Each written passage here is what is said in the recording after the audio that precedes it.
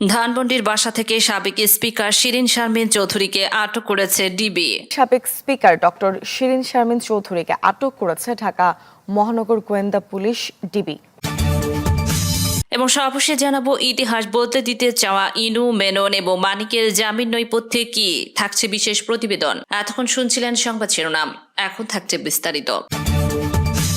হাসিনার 15 বছরে যত অপকর্ম করেছেন তার আইনি অনুমোদন দিয়েছিলেন স্পিকার শিরিন শারমিন চৌধুরী। এবার ধরা খেলেন হাসিনার অন্যতম সহযোগী দীর্ঘ 4 মেয়াদের স্পিকার শিরিন শারমিন চৌধুরী। দীর্ঘ 20 মাস লোকচক্ষুর আড়ালে থাকা জাতীয় সংসদের সাবেক স্পিকার শিরিন শারমিন চৌধুরী নাটকীয়ভাবে আটক হয়েছেন নিজ বাসা থেকেই। মঙ্গলবার ভোর রাতে 4:30টার দিকে তিনি ডিবি পুলিশের হাতে আটক হন বলে জানানো হয়েছে। ছাত্র জনতার তীব্র আন্দোলনের মুখে 2024 সালের 5 আগস্ট দুপুরে সংসদ ভবন এলাকায় নিজের সরকারি বাসভবন থেকে বেরিয়ে যান তিনি। বিভিন্ন সূত্রে জানা গেছে তিনি এতদিন সরকারের তীক্ষ্ণ নজরদারিতে ছিলেন, অনেকটা নজরবন্দী ছিলেন, তবে সঙ্গে স্বামী সন্তানও ছিলেন। 24-এর 5 আগস্ট অভ্যুত্থানের পর লাখো মানুষ সংসদ ভবনের দিকে অগ্রসর হতে দেখে জীবন বাঁচাতে সংসদ এলাকায় নিজ বাসভবন থেকে আত্মগোপনে যান শিরিন শারমিন চৌধুরী, যার সময় স্পিকারের জন্য বরাদ্দ গাড়ি ব্যবহার করেননি তিনি। সংসদ সচিবালয়ের পরিবহন পুল থেকে গাড়ি পাঠানো হলেও তিনি ওই গাড়ি ব্যবহার করেননি। পলায়নের সময় শিরিনের সঙ্গে ছিলেন স্বামী ও কনিষ্ঠ সন্তান, তবে সংসদ ভবন থেকে বেরিয়ে তিনি কোথায় গিয়েছিলেন তা এখনো রহস্য ঘেরা। অজ্ঞাত স্থানে থাকা অবস্থায় সরকার পতনের 27 দিনের মাথায় 2024 সালের 2 সেপ্টেম্বর স্পিকার পদ থেকে তিনি পদত্যাগ করেছেন বলে অন্তর্বর্তী সরকার জানিয়েছিল। রাষ্ট্রপতির কার্যালয় থেকে গেজেটও প্রকাশিত হয়েছিল এ বিষয়ে, যদিও কোনো স্বাধীন সূত্র থেকে তা তখন নিশ্চিত করা সম্ভব হয়নি তিনি স্বেচ্ছায় পদত্যাগ করেছেন কিনা। গুঞ্জন ছিল তিনি ক্যান্টনমেন্টে আশ্রয় নিয়েছিলেন এবং সেখানে সেনা হেফাজত থেকে পদত্যাগ করেছেন। সংবিধান অনুযায়ী নতুন সংসদ গঠিত হলে বিগত সংসদের স্পিকার নতুন সংসদ সদস্যদের শপথ পড়ান এবং প্রথম অধিবেশনে সভাপতিত্ব করেন, কিন্তু স্পিকার শিরিন নিরুদ্দেশ থাকায় তার কথিত পদত্যাগ এবং ডেপুটি স্পিকারের জেলে থাকার প্রেক্ষাপটে চলমান বর্তমান ত্রয়োদশ সংসদ সদস্যের শপথ পড়িয়েছেন প্রধান নির্বাচন কমিশনার এবং প্রথম অধিবেশনে সংসদের মধ্য থেকে সিনিয়র সদস্য হিসেবে বিএনপির স্থায়ী কমিটির সদস্য ডক্টর খন্দকার মোশাররফ হোসেন সভাপতিত্ব করেন। এটি সূত্র দাবি করছে, আত্মগোপনে থাকা অবস্থায় ফ্যাসিস্ট সরকারের 3 ভুয়া পার্লামেন্টের স্পিকার শিরিন শারমিন 2024 সালের 3 অক্টোবর পাসপোর্ট পেতে আবেদন করেন। দেশ ত্যাগের উদ্দেশ্যে তিনি সবুজ পাসপোর্ট সংগ্রহ করেছিলেন বলে তখন চাওয়া হয়। একই বছর 10 অক্টোবর অজ্ঞাত স্থান থেকে তিনি পাসপোর্টের জন্য আঙুলের ছাপ ও চোখের আইরিশ দিয়েছেন বলে অভিযোগ পাওয়া গেছে। শিরিন শারমিন চৌধুরী 2014, 2018 এবং 2024 সালের বিতর্কিত ভুয়া নির্বাচনে রংপুর 6 আসন থেকে সংসদ সদস্য হয়েছিলেন। নিজেকে ঐতিহ্যবাহী রাজনৈতিক পরিবারের উত্তরাধিকারী এবং অনেকটা সুশীল শ্রেণীর হিসেবে জাহির করার চেষ্টা করলেও শেখ হাসিনার সকল অপকর্ম, বিশেষ করে নির্বাচন ব্যবস্থা ধ্বংস করে একদলীয় সংসদ গঠনের সহযোগিতা ছিলেন। শেখ হাসিনা নিজের শ্বশুরবাড়ির এলাকায় আসনটি তাকে উপহার দিয়ে এমপি বানান। শেখ হাসিনার সঙ্গে গভীর ঘনিষ্ঠতার কারণে পতনের শিরিন শারমিনও রোশনাল থেকে বাঁচার জন্য আত্মগোপনে যেতে বাধ্য হন। জুলাই গণঅভ্যুত্থানে সহিংসতার ঘটনায় শিরিন শারমিন চৌধুরীর বিরুদ্ধে হত্যা মামলা রয়েছে। রংপুর গুলিবিদ্ধ হয়ে স্বর্ণ শ্রমিক মুসলিম উদ্দিন নিহত হওয়ার ঘটনায় 2024 সালের 27 আগস্ট শিরিন শারমিন চৌধুরী, সাবেক বাণিজ্যমন্ত্রী টিপু মুন্সি সহ 17 জনের বিরুদ্ধে হত্যা মামলা করা হয়।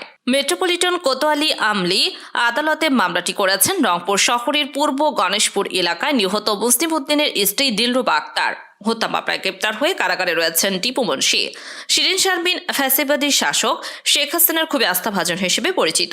2009 সালে সংরক্ষিত নারী আসনের সংসদ সদস্য হিসেবে জাতীয় সংসদে আসেন শিরিন শারমিন। মহিলা ও শিশু বিষয়ক প্রতিমন্ত্রীর দায়িত্ব থেকে 2013 সালের 30 এপ্রিল বাংলাদেশের প্রথম নারী স্পিকার নির্বাচিত হন তিনি।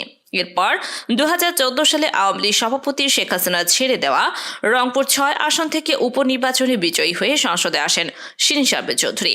একাদশ সংসদ নির্বাচনে শেখ হাসিনা তার শ্বশুর বাড়ির এলাকা পীরগঞ্জের আসনটি নোয়াখালীর মেয়ে শিরিনকে ছেড়ে দেন। দ্বাদশ সংসদ নির্বাচনেও এই আসনে শিরিন শারমিনকে প্রার্থী করে আওয়ামী লীগ। এতদিন জানা গিয়েছিল, ক্যান্টনমেন্টে বিশেষ ব্যবস্থায় থাকার পর এক পর্যায়ে রাজধানী ঢাকার অভিজাত এলাকায় সরকারের বিশেষ নজরদারিতে আত্মগোপনে আছেন তিনি। স্বামী ফার্মাসিউটিক্যাল কনসালটেন্ট সৈয়দ ইশতিয়াক হোসাইন এবং ইউনাইটেড ওয়ার্ল্ড কলেজের আইবি কোর্সে অধ্যয়নরত ছোট ছেলে সৈয়দ ইফতেশাম রফিক হোসাইন তার সঙ্গে ছিলেন বলেও জানা যায়। 2 সন্তানের মা ডক্টর শিরিন শারমিনের বড় মেয়ে লামিসা শিরিন হোসাইন যুক্তরাষ্ট্রের ফাইন্যান্সিয়াল অ্যানালিস্ট পদে চাকরি করছেন। বড় মেয়ে ছাড়া বাকি সবাই এক ছাদের নিচে সার্বক্ষণিক গোয়েন্দা নজরদারিতেই বেশ ভালোই ছিলেন বলে জানা গেছে। তবে নিজের যে বাসা থেকে তিনি আজ গ্রেপ্তার হয়েছেন সে বাসায় এতদিন ছিলেন কিনা সেটা নিশ্চিত হওয়া যায়নি। 2024 সালের 2 সেপ্টেম্বর অজ্ঞাত স্থান থেকে রাষ্ট্রপতি মোহাম্মদ শাহাবুদ্দিনের কাছে পদত্যাগপত্র পাঠান শিরিন শারমিন। ওই দিনই তার পদত্যাগপত্র গ্রহণ করে রাষ্ট্রপতির কার্যালয় থেকে এ বিষয়ে দেয়া গেজেটে বলা হয়, দ্বাদশ জাতীয় সংসদ স্পিকার ডক্টর শিরিন শারমিন চৌধুরী গণপ্রজাতন্ত্রী বাংলাদেশ সংবিধানের 74-2 অনুচ্ছেদ অনুসারে রাষ্ট্রপতির কাছে স্বাক্ষরযুক্ত পত্রযোগে স্পিকারের পদ থেকে পদত্যাগ করেছেন। তার পদত্যাগপত্রটি রাষ্ট্রপতি আজ গ্রহণ করেছেন এবং আজই তা কার্যকর হয়েছে। সংবিধানের 74-2 অনুচ্ছেদে বলা আছে, স্পিকার ও ডেপুটি স্পিকারের পদ কখনো শূন্য হয়। আত্মগোপন থেকে ই পাসপোর্ট সংগ্রহ নিয়েও রহস্য এবং প্রশ্ন দেখা দেয়। ই পাসপোর্ট আবেদনের নিয়মে বলা আছে, সবকিছু ঘরে বসে করতে পারলেও নির্ধারিত তারিখে অসুস্থ এবং যারা শারীরিকভাবে অক্ষম তারা ছাড়া আঙুলের ছাপ ও চোখের আইরিশ দিতে আবেদনকারীকে অবশ্যই সংশ্লিষ্ট পাসপোর্ট অফিসে যেতে হবে। অভিযোগ রয়েছে, অদৃশ্য মহলের ইশারায় ডক্টর শিরিন শারমিন চৌধুরী বেলায় এই নিয়মের ব্যতিক্রম ঘটানো হয়েছে। স্বরাষ্ট্র মন্ত্রণালয় বলছে, শেখ হাসিনার ফ্যাসিবাদী হয়ে ওঠার পেছনে সবচেয়ে বড় ভূমিকা রেখেছেন শিরিন শারমিন চৌধুরী। দেশের ইতিহাস দীর্ঘ সময় ধরে অর্থাৎ 4 মেয়াদে স্পিকারের আসনে থেকে তিনি হত্যা, গুম, দুর্নীতি সহ হাসিনার সব অপকর্মের বৈধতা দিয়েছেন। সুপ্রিম কোর্ট আইনজীবী সমিতির সভাপতি ব্যারিস্টার খোকন আমার দেশকে বলেন, শিরিন শারমিন আমাদের আইনজীবী সমিতির সদস্য ছিলেন। জাতীয় সংসদের দীর্ঘ সময় স্পিকার হিসেবে হাসিনার সব অপশাসনের বৈধতা দিয়েছেন। তিনি আত্মগোপনে থেকে কিংবা পালিয়ে গিয়ে তিনি আইনকে অশ্রদ্ধা করেছেন। গ্রেপ্তারের পর শিরিন শারমিন চৌধুরীকে রাজধানীর মিল্টন রোডের ডিবি কার্যালয়ে নেওয়া হয়েছে। তার বিরুদ্ধে থাকা হত্যা মামলার গ্রেপ্তার দেখানো হতে পারে। সেক্ষেত্রে তাকে রংপুরের আদালতে হাজির করতে হবে। ত্রয়োদশ জাতীয় সংসদীয় নির্বাচনে জিতে বিএনপি সরকার গঠনের পর থেকে একে একে দেশের বিভিন্ন প্রান্তে খুলেছে আওয়ামী লীগের অফিস।